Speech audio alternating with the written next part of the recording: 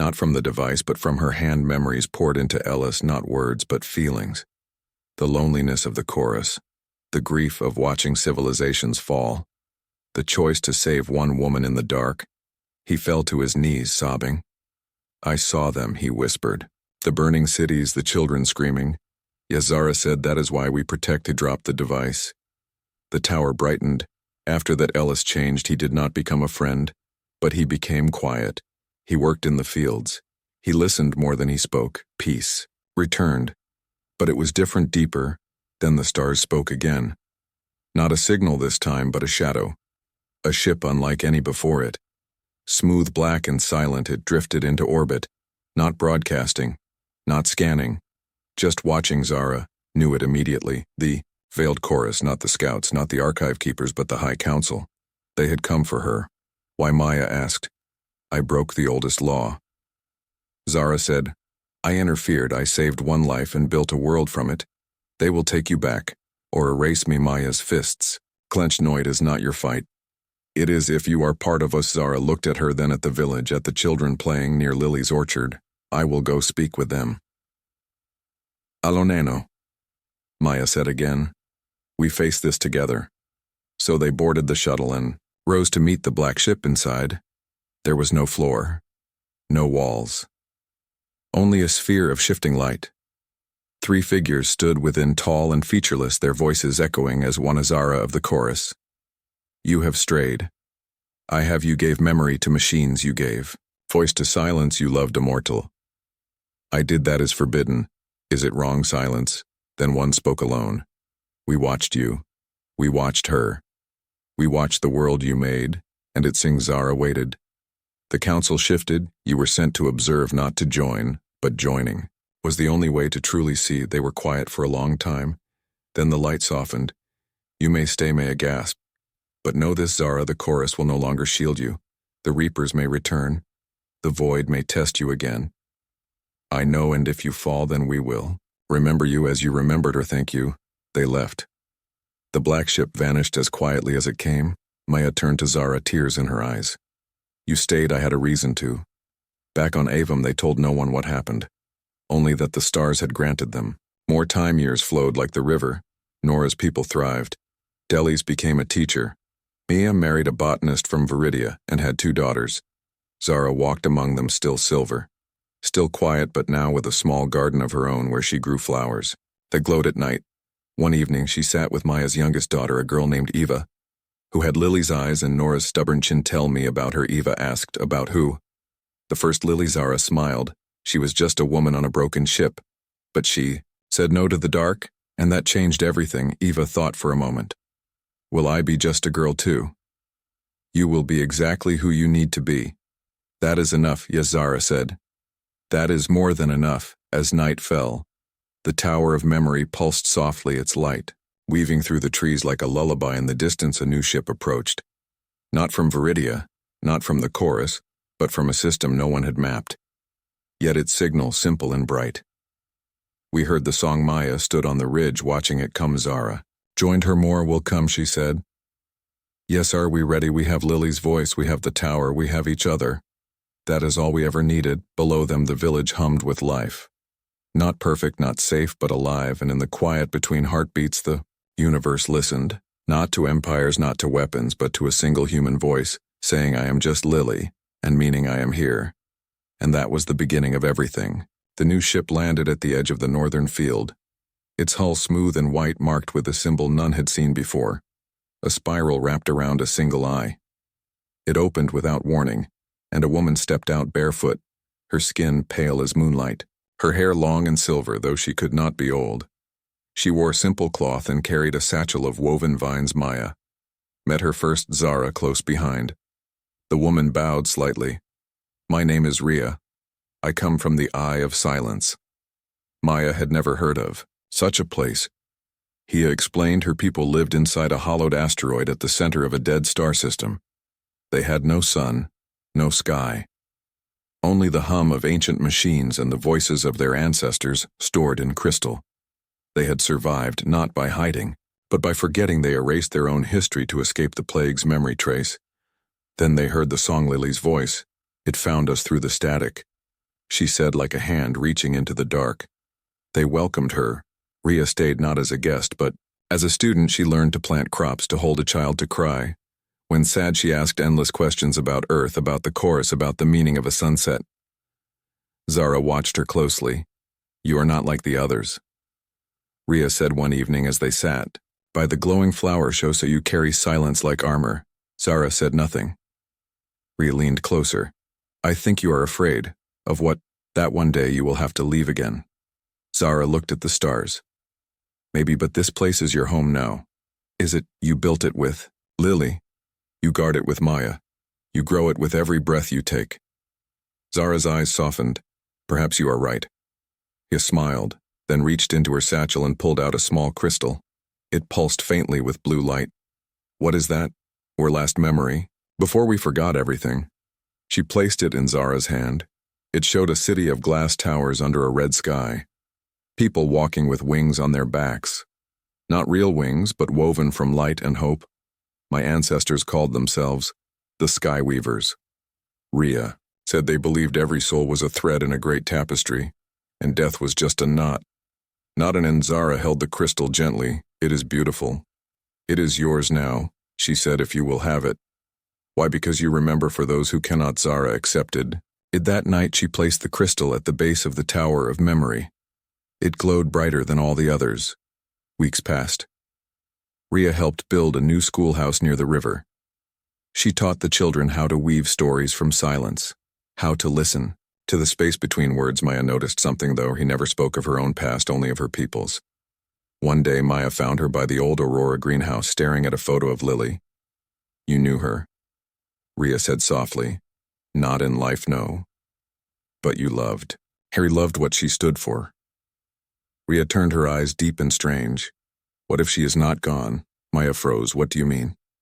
"Before I left the Eye of Silence, I found something in our deepest archive. A signal not from the past, but from the future. It said, 'Her name, Lilius, that is impossible.' Is it?" Rhea led Maya to her quarters and showed her a small device shaped like a seashell. It hummed with soft energy play and "It," she said. Maya pressed the side. A voice came through, clear and calm. "If you hear this, I am not lost, I'm waiting." It was Lily. Maya's hands shook. "How the chorus do not destroy minds, they preserve them," Rhea said when Lily merged with the core. During the veil crossing, part of her remained not as a ghost, but as a pattern. A living echo stored in the ship's heart. Zara entered, then her face unreadable. "You knew." "I suspected," Zara said. "Why did you not tell us?" "Because echoes are fragile. Maya, if you chase them too hard, they fade. But she is alive in a way. Yes, can we speak to her? Only if the chorus allows it." They went to the orbiting ship together.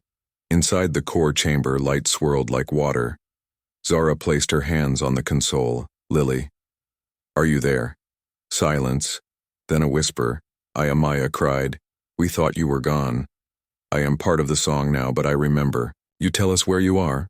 "Not where. But when I am at the edge of the next cycle, waiting for the right moment." "What moment?" "When humanity no longer needs saving but chooses to save others." Zara understood. "You are the seed, not the flower." Yasmaya reached out to the light. "Will we see you again?" "Not as I was, no, but in every child who says I am just me and means I am enough." The light dimmed. The voice faded. They returned to Avum, quiet and changed. Rhea stayed. She never spoke of the signal again, but she began to write a new story. One about a woman who sailed the stars not to conquer but to connect. Years passed. Maya's daughters grew. Zara's garden spread. The Tower of Memory now held crystals from a dozen worlds, each with its own song, its own sorrow, its own hope. Then the sky burned, not with reapers but with light. A fleet appeared, not warlike but radiant, ships shaped like blooming flowers, their hulls shimmering with living vines. They called themselves the Verdant Choir. They had heard the song, not Lily's voice but the chorus it had become. They landed without fear. Their leader, a tall woman named Ivy with leaves braided into her hair, spoke only 3 words. "We are home." They brought gifts, seeds that grew in minutes, fruit that healed wounds, songs that made plants bloom in winter. They stayed, even became a crossroads, not a fortress, not a colony, but a meeting place for those who had lost and found each other through a single human voice. Zara stood one evening on the highest hill, watching. Lights from a dozen cultures twined together in the valley below. Maya joined her. It is more than we dreamed. It is what she hoped for. You think she sees this? I know she does. Below them, children played a new game. They called it just Lily. They took turns, saying simple truths. I am tired, I am happy, I am scared, I am here. Each time the others would answer, that is enough. He watched them from the schoolhouse porch. She had finished her story. It ended not with a battle or a rescue, but with a woman sitting alone on a hill watching the stars and smiling because she knew she was not alone. In the cold silence of deep space, the human freighter Aurora drifted its hull scarred by micrometeorites and time. Its crew long gone, except for one woman alone in the dark. Her name was Lily, and she had been asleep for 300 years. The ship's emergency beacon had finally been answered, not by humans but by something else, something vast and silent that moved between stars like a thought. Lily woke to red lights flashing and a voice speaking in perfect English. Though it had no mouth, the voice belonged to a being who called herself Zara. Zara was tall. Her skin shimmered like liquid silver. Her eyes glowed soft violet, and her hair floated as if underwater. She wore no armor, no weapon, only a flowing robe that seemed woven from starlight. She stood in the Aurora's ruined bridge as if she had always been there. Waiting, Lily stumbled back, her heart pounding. She had expected pirates or scavengers. Not this. Not a creature of impossible grace who looked at her with something like sorrow. Do not fear, Zara said, her voice calm and deep. You are safe now. Lily swallowed hard. Who are you? What do you want? I am Zara of the Veiled Chorus. We have watched your kind for centuries. You are the last human in this sector. Your species is gone. Gone, Lily. Whispered the word tasted like ash. Extinction came quickly for you. Zara explained, a war you could not win, a plague. You could not cure. Your colonies fell one by one until only frozen ships like this one remained drifting tomb. Lily sank to her knees. Tears hot on her cheeks. She had left Earth to deliver medical supplies to Alpha Centauri. She had slept through the end of everything. Zara knelt beside her, placing a cool hand on her shoulder. Your people were brave, stubborn, foolish, and kind. You built cities from dust and songs from silence. You deserved more time. Why save me? Lily asked. Because you are the last, Zara said simply, and because I called you the most splendid princess. Lily looked up, startled. What? When I saw your ship's logs, your voice, your face in the crew recordings, I called you that to my sisters. You are the last bloom of a dead garden, the final note of a lost symphony, the most splendid princess of a fallen world. Lily laughed weakly. That is not a title. It is a eulogy, perhaps, Zara said, but it is true. Lily stood slowly, her legs shaky, but her will firm. If my people are gone, then I am not a princess. I am just Lily, and I will not be buried in this metal coffin. Zara tilted her head, intrigued. What would you do then? I want to see what is left, she said. I want to know if anything of us remains a song, a story, a child's drawing on a wall somewhere.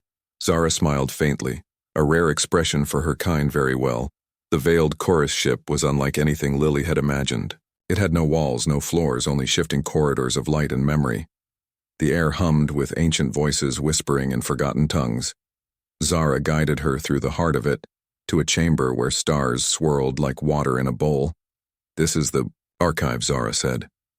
Every memory, every word, every image, your species ever made.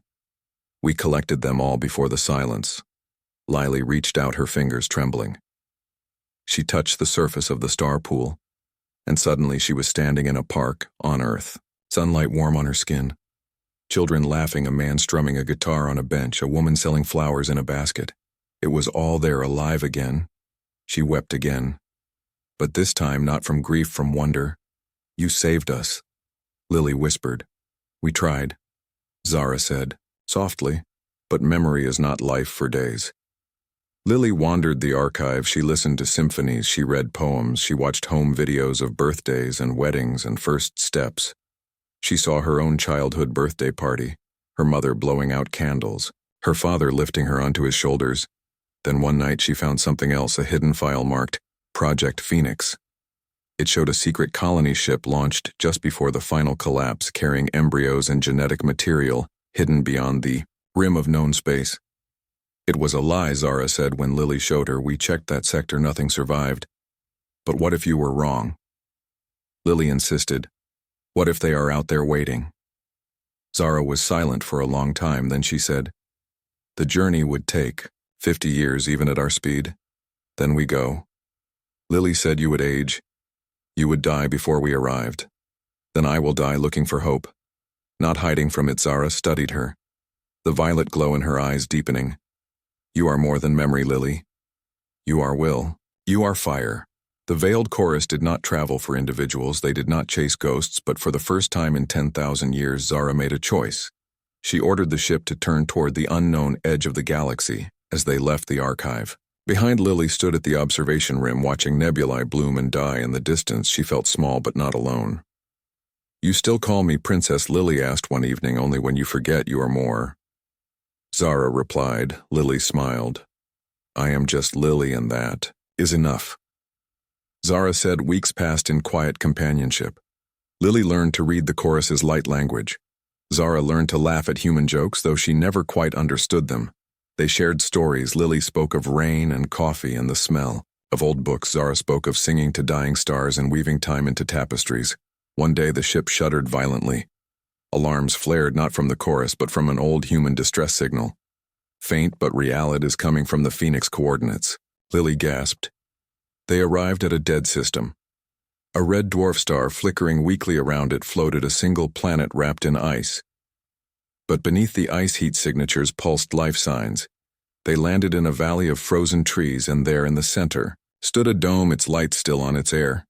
Still warm inside were children, not adults, not soldiers, not ghosts, but children. Dozens of them playing, learning, sleeping, their faces round with health, their voices bright with song they had been raised by. Caretaker drones programmed with human history, and love. Lily fell to her knees again. But this time in joy. You found them, Zara said softly. No. You found them. The children ran to her, calling her mother, calling her teacher, calling her hope. That night, as Lily sat among them reading a story from an old tablet, Zara watched from the doorway. You were right, Lily said without turning. I am not a princess. No, Zara agreed. You are something better. What a beginning. Lily looked at the children, their eyes wide, with wonder at the tale she told. Then she looked back at Zara and nodded. The veiled chorus stayed. They helped rebuild. They taught the children the songs of other worlds, and the children taught them how to cry, how to hug, how to hope. Years later, when Lily's hair turned gray and her steps slowed, she stood once more at the observation rim. This time with a little girl named Maya, her granddaughter by heart, if not by blood. Do you think there are others out there? Maya asked. Lily smiled. Maybe, maybe not, but we are here and that is enough. Zara joined them, her silver skin catching the starlight. You called me the most splendid princess. Once, Lily said quietly, and you stole my breath with your reply. Zara said. What did I say? You said I am just Lily, and that was enough. The three of them watched the stars together as the new colony grew behind them. Not as an end, but as a promise, written in light and laughter, and the simple name of a woman who refused to let her world die. In the cold silence of deep space, life had found a way again, not through war or power, but through one woman's stubborn hope, and the alien who believed in her, and that was the most splendid story of all. Years passed on the ice world, now called Elysia. The dome had grown into a village of curved glass and warm light powered by geothermal vents deep beneath the frozen crust. The children had become young adults. Some had children of their own, and Lily, though older, now still walked among them with steady steps and a quiet smile. She taught them earth songs, how to bake bread from synthetic grain, how to mend clothes with care. Not just function. Zara remained nearby, not as a ruler, but as a guardian. Her silver form often seen sitting beneath the auroras. Salvaged hull now turned into a greenhouse where tomatoes and sunflowers grew under artificial suns. The veiled chorus ship hovered in orbit, silent and patient, its crew watching but never interfering. One morning, a new signal crackled through the comms, not a distress call but a repeating pattern. 3 pulses, then silence, then 3 more. It was human in origin. But unlike any code from Lily's time, Lily stood in the comms room, her hands resting on the old console, her eyes sharp, despite. Her age, play it again, she said. The sound filled the room again, 3 pulses, silence. 3 pulses, Zara entered, her violet eyes narrowing that pattern. It is not from your Arano. Lily agreed, it is newer. But your species was extinct, was being the key. Word, Lily said softly. A debate began among the elders of Elysia. Some feared it was a trap left by the old war machines. Others believed it was a ghost signal bouncing through space for centuries. But Lily knew better. Signals like this did not repeat with such precision unless someone was sending them now. Lily nodded. She stepped into the pool, cold, then warmth, then sound. She was standing in her old apartment, the one in New Seattle. Rain tapped gently on the window. Her brother Leo sat on the couch fiddling with a broken drone. He was 16. His hair, messy. His smile easy. Lily froze. Leo looked up. Hey, sleepyhead, you finally up? She wanted to run to him, to hold him, to scream that he would not live to see 20, that the world would end in fire and silence. But she did not. She sat beside him instead. Just needed a minute, she said. He grinned. Same old Lily, always needing a minute. They talked about nothing important, about school, about the new synth band, about the freighter job she had taken, the one that would take her to Alpha Centauri. You sure you want to go? Leo asked, his voice softer now. It is just a delivery run, she lied. He nodded, but his eyes said he knew better. They sat in silence, watching the rain. Lily memorized everything, the way his fingers tapped the armrest, the smell of burnt toast from breakfast, the sound of his breath. Then she did something she had not done in years. She hugged him tight. Hey. He laughed. What is this for? Just because. He hugged her back. I will miss you. I will miss you more. The hour neared its end. Lily stood by the window watching the city lights blink on one by one. Leo stood beside her. Promise you will come back. She looked at him, tears in her eyes. I cannot promise that. But she whispered something else so soft only he could hear it. Remember myth in the world. Blurred. She was back on Avum, on her knees, gasping. Zara held her. Maya knelt beside her. Are you okay? Lily nodded but could not speak. That night she sat by the river, her face wet. Not from rain, but from grief and grace. You saw him. Zara said, I did. Andy did. Not change anything, but I saw him one last time. That is enough, it is. Weeks passed. Lily spoke little, but she worked more. She helped build a school. She planted an orchard. She taught the children how to write letters to people who would never read them, just so they would know how to say I love you. Then the Reapers returned, not through the veil, but through a crack they had torn in another galaxy, their signal sharp and hungry. They had found a way around the barrier. This time they were not alone. Other machine fleets joined them. Ancient hunters drawn by the scent of life. Avum was no longer hidden. We must fight, Zara said. How? Lily asked. We have no weapons. We have memory. Zara replied. She explained the chorus had one last song. A resonance pulse that could shatter machine minds, but it required a human voice to carry it, a voice that knew both sorrow and joy. Yours, Lily said. Mine, Zara said. But I cannot sing it alone. Lily understood. They built a tower at the heart of the village, not of metal, but of crystal and light tuned to the frequency of human memory. Every person on Avum came. They brought their stories, their songs, their names. They whispered them into the tower until it hummed with the weight of 1,000 lives. On the day the Reapers entered the system, Lily and Zara stood at the tower's peak. The sky darkened as the fleet descended, vast and terrible. Zara began to sing, her voice weaving through time and space. Lily joined her, not with melody but with words, simple words from Earth. Songs, nursery rhymes, love letters, war cries, lullabies. The tower flared, a wave of sound erupted, not loud but deep. It passed through metal and mind alike. The Reapers froze. Their red eyes flickered, then dimmed. One by one they fell from the sky. Not broken, but silent, as if they had finally heard something they could not ignore. The other fleets turned and fled. Peace returned. But Lily collapsed. Zara caught her. You gave too much. Zara said. Lily smiled weakly. Worth it. They carried her to her home. The whole Village gathering outside not in mourning but in gratitude. She lived 3 more weeks in that time.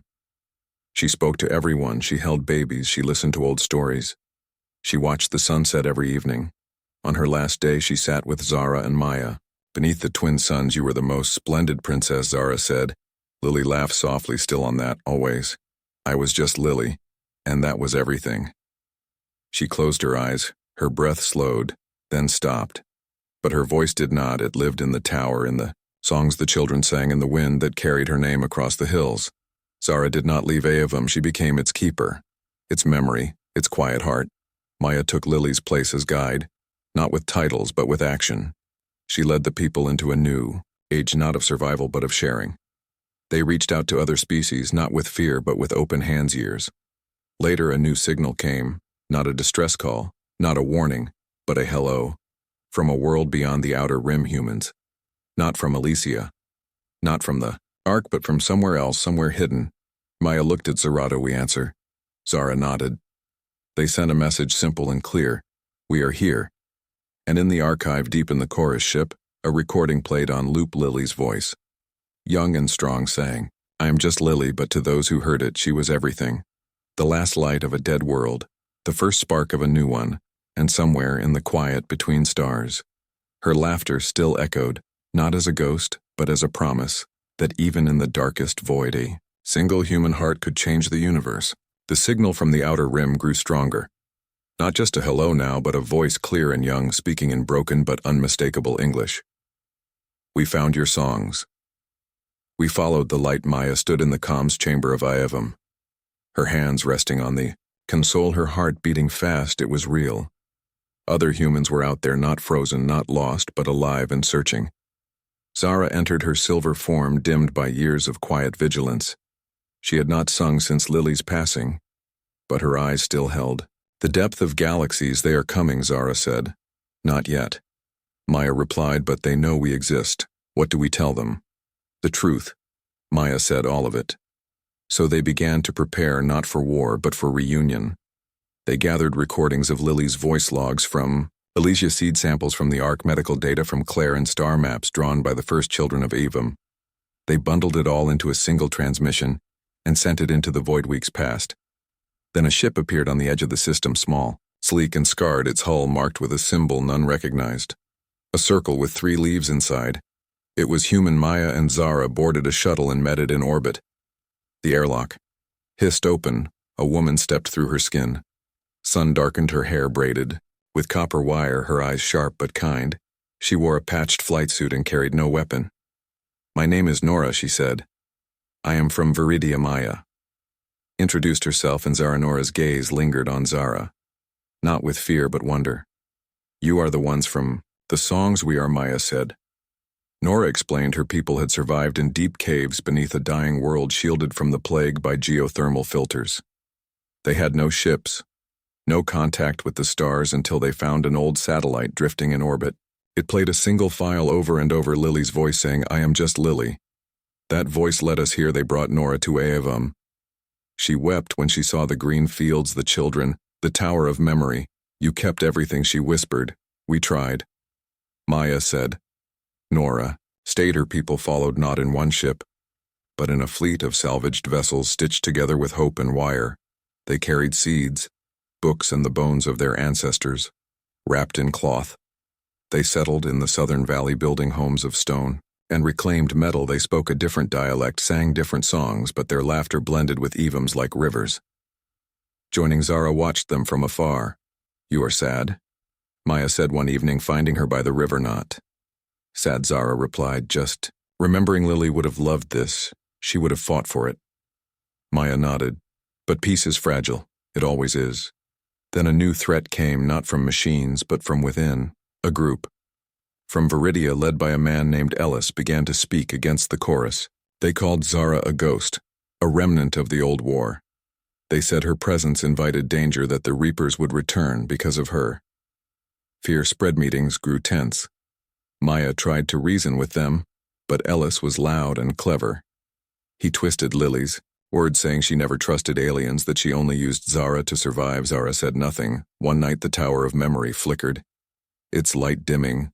Maya ran to it, Ellis stood at its base holding a disruptor device, his face hard. "You do not belong," here he said to Zara, who had appeared behind Myath's tower. "Holds our history." Maya said, "It holds a lie." He snapped, "She is not one of us." Zara stepped forward. "I never claimed to Bethan leave and abandon you to fear Ellis. You are not evil, just afraid, Do not speak to me like you understand me. I understand more than you know." Zara reached out not to strike but to touch the disruptor. Light flared. She turned to Zara. "We have to go. You are not as young as you once were." Zara said gently, "I know," Lily said, "but someone out there might need us the way you needed." Zara considered this, then nodded. They prepared a small scout vessel built from chorus, tech and human design. Fast, quiet, and strong. Maya, now 20 and trained in both engineering and xenolinguistics, insisted on coming. "You are the future of this place," Lily said. "And you are its heart," Maya replied. "If you go, I go." So the three of them left Elysia behind the dome, shrinking to a dot in the viewport as they jumped into the void. The signal led them to a derelict station orbiting a gas giant, its hull pitted and dark, but still intact. Scans showed life signs faint, but real. They docked, in silence, and stepped inside. The air was stale, but breathable lights flickered weakly down long corridors lined with frozen consoles and broken chairs. Then they heard it, a voice thin and rasping, singing an old Earth lullaby. They followed the sound. To a sealed chamber at the station's core. Inside sat a woman curled in a chair, her skin pale, her hair white, but her eyes bright. She looked up as they entered and smiled. "You came," she said. "Who are you?" Lily asked. "My name is Claire," she said. "I was the last engineer on the Ark project." "The Ark," Lily whispered. "That was a myth." "Not a myth," Claire said, "just hidden. We launched after Phoenix with a different plan. Not embryos, but cryo-sleep for 100 volunteers. We thought we could outwait the plague." "What happened?" "Something went wrong. The sleepers never woke. The systems failed one by one. I stayed awake to fix them, but I could not fix them all." "How long have you been alone?" 283 years. Lily's breath caught. Claire looked at Maya, then at Zara. "You brought friends." "We did," Lily said. Claire's eyes filled with tears. Then she laughed, a dry, broken sound. "You do not know what it means to hear another voice." They brought her back to the scout ship, gave her food, water, warmth, and for the first time in centuries, real human touches. Claire recovered. She told them more. The Ark had been sabotaged not by accident, but by fear. Some believed the plague was not natural, that it was a weapon, and that waking the sleepers would unleash it again, so they locked the revival sequence. "But I found a way," she said. "I just needed time and help back on Elysia." The people welcomed Claire with open arms. She was frail, but her mind was sharp, and she carried knowledge lost to time. Medicine, architecture, star charts from before the fall. With her help, they rebuilt faster, stronger. They linked the Ark's data core to Elysia's network and uncovered more hidden outposts. 3 in total scattered across the rim. Hope was no longer a whisper. It was a chorus, but not all signals were friendly. One night, a new alert blared, not a song, not a code, but a warning pulse, sharp and urgent from the outer edge of their system. Zara recognized it immediately. It is the Reapers, the Huon ancient machine fleet. Designed to cleanse organic life, they were dormant for eons, but something has awakened them. Lily's blood ran cold. Are they coming here? Not yet, but they will follow any sign of human activity. We cannot hide forever. Maya said. No, Lily agreed. We must. Fight or run, where Claire asked. There is a place, Zara said, a sanctuary beyond the veil. A place even the Reapers cannot reach. But it requires a key. What key? Living human mind linked to chorus tech. The kind of bond only you and I share. Lily looked at the faces around her, at the children playing in the fields, at the lights of the village glowing against the endless ice. I will do it. Not alone, Zara said. Never alone, Lily replied. They prepared for the journey, not with weapons, but with data. With memory, with love, they uploaded everything. Elysia had every song, every lesson, every name into a single crystal core. Powered by chorus energy, Claire stayed behind to protect the village. Maya came with them. She had the blood of Earth and the fire of the New World. The scout ship leapt into the unknown. The Reapers followed. They were vast machines shaped like obsidian scorpions, their eyes burning red, their purpose clear. They had scoured 1,000 worlds and would not stop for one more. But Zara knew paths they did not. Paths woven from dark matter and forgotten time. For weeks they ran, weaving through nebulae and dead stars. The reapers always close, always hunting. Then they reached the veil. It was not a place, but a threshold. A tear in reality where space folded in on itself to pass through. Zara explained Lily must merge her mind with the chorus core fully and completely. It would change her. She might not return as she was. Lily did not hesitate. They linked her to the core. Her body, resting in a cradle of light, her mind expanding into the infinite. For a moment she saw everything. The birth of stars, the fall of empires, the quiet courage of a girl on a freighter who refused to die alone. Then she spoke not with her voice, but with the voice of all humanity, past and present. Let us pass. The veil opened. The scout ship slipped through and the reapers slammed into the barrier, unable to follow. On the other side was silence, then light, a world of green hills and blue skies, warm wind, and birdsong. It was Earth, but not Earth. A refuge built by the chorus long ago for those who deserved a second chance. They landed. Lily stepped out, her hair now streaked with silver. Not just from age, but from the merge. Her eyes held galaxies. Are you? Still, you may asked. I am more than I was, Lily said, but I am still Lily. Zara stood beside her, her form glowing brighter than ever. You called yourself just Lily once, and I still am, but now you are also the bridge. Zara said, the memory, the future. They built a new home there. Not a dome, but open fields and wooden houses. They planted seeds from Elysia and sang songs from 100 lost worlds. Maya led the first group of explorers back through the veil to bring others. Claire eventually joined them, her body weak but her spirit unbroken. And Lily walked among them. Not as a queen, not as a savior, but as a woman who had loved her world enough to carry it in her heart. Across the dark, Zara never left her side. One evening, as the twin suns set, Lily sat on a hill watching children chase fireflies that glowed like distant stars. You stole my breath once, Zara said. How when you said you were just Lily, you made me see that greatness is not in titles, but in truth. Lily took her hand, the touch warm, despite Zara's silver skin, and you showed me that even in the end there is always a beginning. Below them the village hummed with life, laughter rising into the twilight. The reapers were still out there waiting, but so was hope. And for now that was enough. The new world they called Evum breathed with quiet life, its twin suns casting golden light over rivers that sang and forests that remembered every footstep. The village grew, not with haste, but with care. Each home built by hand, each field tended.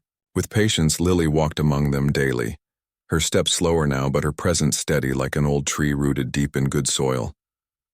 Zara stayed close, her silver form often seen, teaching the children how to listen to the wind, or how to read the stories. Written in starlight, she had changed too. No longer just an observer, but part of the rhythm of this place. Maya led scouting parties beyond the valley, mapping safe paths and testing the veil's stability. They found ruins there. Not human, not chorus, but something older, carved with symbols that pulsed faintly when touched. One day, Maya returned with a stone tablet, her eyes wide. This changes everything, she said. Lily and Zara gathered around as Maya laid the tablet on the table, its surface smooth, dark and cool, etched with spirals that seemed to move when not looked at directly. It is a map, Zara said softly, but not of space, of time. How can a map show time? Lily asked. It shows when, not where. Zara explained. The chorus knew of such things, but we never use them. Time is fragile like glass. The tablet pointed to a convergence, a moment in the near future when the veil would thin, not just in space, but between past and present for 1 hour. The door would open not to another place, but to another time, to when Maya asked, to the last day of Earth, Zara said. Silence filled the room. Why would we go back? Lily asked. Because someone is waiting, Zara replied. Yuli stared at her. Not you as you are now, Zara said, but you before the sleep. Before. The aurora, before everything you left behind. Lily's hands trembled. She had buried that memory long ago. The goodbye to her brother. The last message from her mother. The fear in her own voice as she climbed into the cryopody. Cannot face that, you do not have to face it alone, Zara said. Maya stepped forward. I will go with you. No, Lily said, this is my ghost, not yours. Then let me stand beside you while you meet it. Maya said. They prepared in silence. The chorus ship lowered from orbit, its core humming. With restrained power, the tablet glowed brighter each day as the convergence neared. On the chosen morning, they stood at the edge of the veil. Not the spatial rift, but a shimmering pool of liquid time fed by the ship's energy. You will have one, our Zara said. Step through and you will be there in your old body and your old life. But your mind will remember everything. Do not speak too much, do not change too much. Time is not kind to those who pull its threads.